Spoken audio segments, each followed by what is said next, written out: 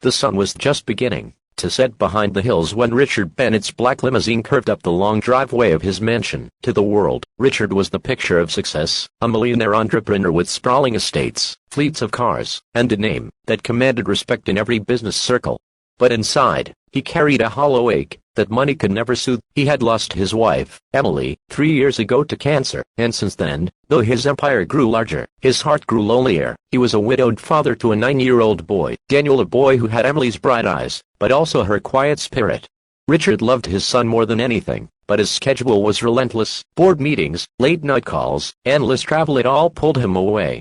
He always promised he'd make time later, but later seemed to drift further away each year. That evening, Richard came home earlier than expected. His staff hadn't even prepared dinner yet, and the grand hall stood quiet. The marble floor gleamed, chandeliers shimmered, and expensive paintings lined the walls. It was beautiful but cold, sterile, almost lifeless. Richard stepped inside and loosened his tie, his polished shoes echoing against the marble. Then, from down the corridor, he heard something faint. A sound. A child's voice. Curious, he followed it. The closer he came, the clearer it grew. It was Daniel, speaking softly. Richard paused by the slightly open door of the boys' playroom and peered inside. What he saw rooted him to the spot. Daniel was kneeling on the carpet, facing a framed photograph of his late mother. The boy had set up a little tea party, with plastic cups and saucers laid out neatly. In the seat across from him was the picture frame, propped up carefully, as a family were there with him. He poured water into the toy teacup and whispered, "I know you can't drink it, Mommy, but I'll pour some for you anyway. Daddy's busy again tonight. He always is.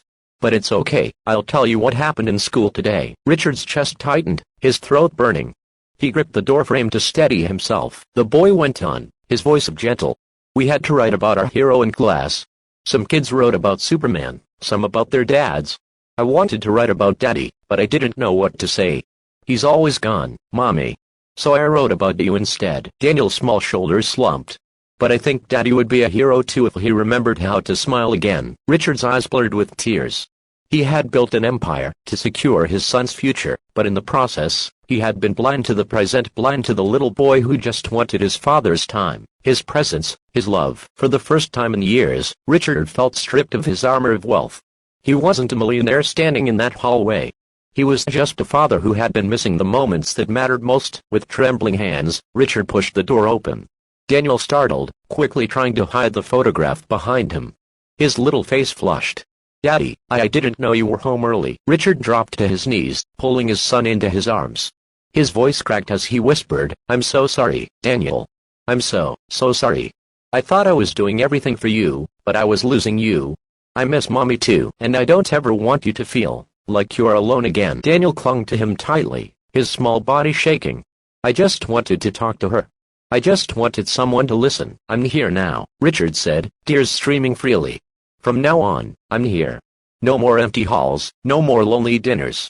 I'll listen, I'll play, I'll be the hero you deserve." That night, Richard canceled every meeting on his calendar for the week. He asked the staff to leave them alone, and, for the first time in years, cooked dinner himself with Daniel standing on the chair beside him, stirring the pot, and giggling when flowers spilled across the counter. They ate together at the long dining table, but instead of distance, there was laughter filling the space. Afterward, they sat in the backyard under the stars.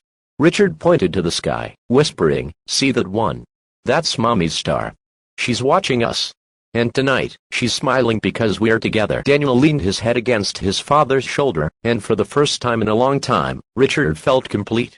He understood now, wealth was meaningless if it built walls between him and his son. True richness was in moments like these, messy, simple, filled with love. From that night forward, Richard's mansion no longer echoed with silence.